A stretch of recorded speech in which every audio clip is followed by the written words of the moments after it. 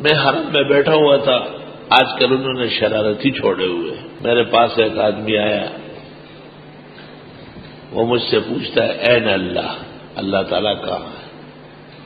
نجدی وہابیوں کا یہ نظریہ ہے کہ اللہ تعالیٰ عرش پر بیٹھے ہوئے، کرسی پر ٹانگیں نیچے لٹکائے ہوئے اور لوگوں کو دیکھ رہے ہیں۔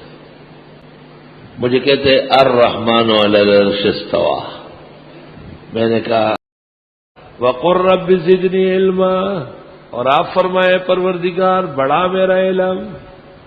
اللہ اکبر۔ علم اتنی مبارک ہے، علم اتنا مبارک اور اللہ کیا پسندیدہ ہے کہ پیغمبر کو وحی دی، قرآن دیا، لیکن کہا کہ دعا اب بھی کرے کہ خدا میرا علم بڑھا۔ آئی سمجھ؟ وہ عبدالسلام رستم جو غیر مقلد ہوا ہے، تو اس نے اپنے غیر مقلد ہونے کے لیے جو تقریر کی ہے اس میں یہ آیت پڑھی ہے وقل رب زدنی علما، اور کہا اللہ تعالیٰ نے میرا علم بڑھا دیا اور میں رفع یدین کرنے لگا امین بالجہر و فاتحہ خلف الامام۔ یہ سوء فہم کی باتیں، رفع یدین متروک عمل ہے، اور العمل بالمتروک حرام کالعمل بالمنسوخ۔ سب سے بڑی بات رفع یدین نہ ہونے کی یہ کہ امام مالک کے مذہب میں نہیں، اور وہ مدنی امام ہے، مدینہ منورہ میں پیدا ہوئے، وہی رہے وہی مرے، 93 میں پیدا ہوئے ہیں، 189 میں فوت ہوئے، اس درمیان میں امام مالک رفع یدین کے قائل نہیں۔ تو 93 ہجری سے لے کے 189 تک مدینہ منورہ میں مسلمانوں کا عمل رفع یدین نہیں تھا، اور 80 میں ابو حنیفہ پیدا ہوئے، 150 میں مرے، کوفہ میں پیدا ہوئے اور بغداد میں فوت ہوئے، اور اس درمیان میں کوفہ سینٹرل صحابہ و تابعین کا 1700 صحابہ وہاں رہے، اور سب کے سب متفق تھے رفع یدین نہ کرنے پر۔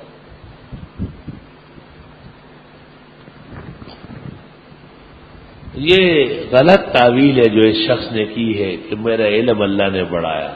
نہیں، آپ دعا تو کریں، دعا منع نہیں ہے، لیکن دعا کے مصداق میں ان سے غلطی ہو رہی ہے۔ غیر مقلدیت عیوب میں سے ہے، قبائح میں سے ہے، کیونکہ سلف پر عدم اعتماد ہے۔ آپ کو پتا ہے کہ غیر مقلدوں کے ہاں جنازے میں جہر ہوتا ہے، اور جنازے میں مردے کا نام لیتے ہیں۔ حرمین شریفین میں جنازے ہماری طرح ہوتے ہیں، 4 تکبیروں کے ساتھ آہستہ۔ تو یہ لوگوں کو کہتے ہیں ہم حرمین والے عمل کرتے ہیں۔ حرمین والے یا حرمی والے؟ حرمین شریفین میں تو جمعے کی 2 اذانیں ہیں، جیسے پوری کائنات میں غیر مقلدوں کے ہاں 1 اذان ہے جمعے۔ حرمین شریفین میں 20 رکعت تراویح ہے، غیر مقلد 8 کو سنت سمجھتے، باقی کو غلط کہتے ہیں۔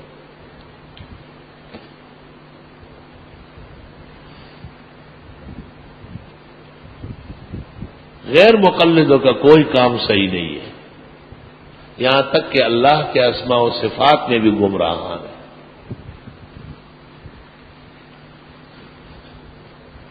اصل بات یہ ہے کہ عرب احباب بوجہ بے بصیرتی کے ان کے بعض لوگوں کے نرغے میں ہیں، اور مولوی عبدالسلام صاحب بھی وہی سمجھتے تھے اور اسی سے ان کا کچھ کام بنا ہے۔ تو وہ دین کے لیے نہیں، دنیا کے لیے غیر مقلد ہوا ہے۔ شیخ القرآن مولانا طاہر پنجپیری ان کے استاد ہیں، ان کے خلاف۔ شیخ القرآن مولانا غلام اللہ خان ان کے استاد تھے، ان کے خلاف۔ شیخ الحدیث مولانا عبدالحق سے دور حدیث کیا ہے، فاضل حقانیہ کا ہے، ان کے خلاف۔ تو پیشرو آپ کا کون ہے؟ سند تو ختم ہو گئی آپ کی۔ رب زدنی علما کہ جو مصداق آپ بتاتے ہیں اس کے مطابق آپ کا علمی سند ختم ہے۔ تمام مشائخ کے خلاف. یہ تینوں بزرگ جن کے نام میں نے لیے اعلیٰ درجے کے احناف علماء تھے، اعلیٰ درجے متصلب حنفیت. میں حرم میں بیٹھا ہوا تھا، آج کل انہوں نے شرارتی چھوڑے ہوئے. میرے پاس ایک آدمی آیا، وہ مجھ سے پوچھتا ہے این اللہ، اللہ تعالیٰ کہاں ہے؟ نجدی وہابیوں کا یہ نظریہ ہے کہ اللہ تعالیٰ عرش پر بیٹھے ہوئے، کرسی پر ٹانگیں نیچے لٹکائے ہوئے اور لوگوں کو دیکھ رہے ہیں. میں نے کہا اینما تکون ہوا معکم. مجھے کہتے الرحمن علی العرش استوى. میں نے کہا الاستواء معلوم والکیف مجہول والسوال عنہ بدعۃ قالہ مالک. پھر مجھے کہتے ہیں وہ کنیز کو جو کہا گیا این اللہ فاشارت الی السماء، تو میں نے کہا الاشارہ لتوحیدہ وجلالتہ لا لتعیین سمتہ وطرفہ.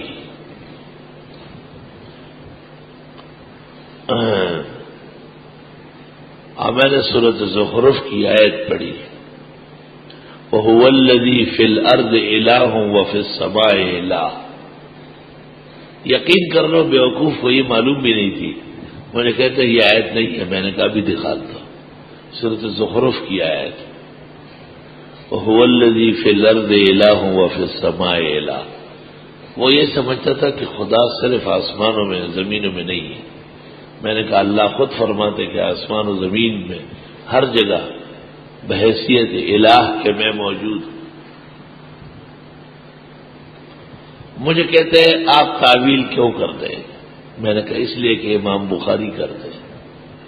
گھبرا گیا. میں نے کہا سب سے بڑا معول محدثین میں امام بخاری اور امام ترمذی نے جلد اول میں تو ناراضگی ظاہر کی ہے تعویل پر صفات میں، لیکن آگے جب بڑا ہے تو خود اتنے تعویلات کی ہے کہ اتنے ابو المنصور نے بھی نہیں کی. مسجد نبوی میں بیٹھا ہوا تھا، تلاوت کر رہا تھا. ایک مصری میرے ساتھ بیٹھا تھا. مجھے کہتا ہے آپ پڑھے اونچا پڑھے، بڑا اچھا پڑھتے ہیں، خوش ہوتا ہوں. خیر مغرب کا وقت ہو گیا. جب نماز ختم ہوئی مجھے کہتے ہیں شیخ آپ نے امین بالجہر نہیں کیا، حالانکہ وہ سنت ہے. میں نے کہا کہ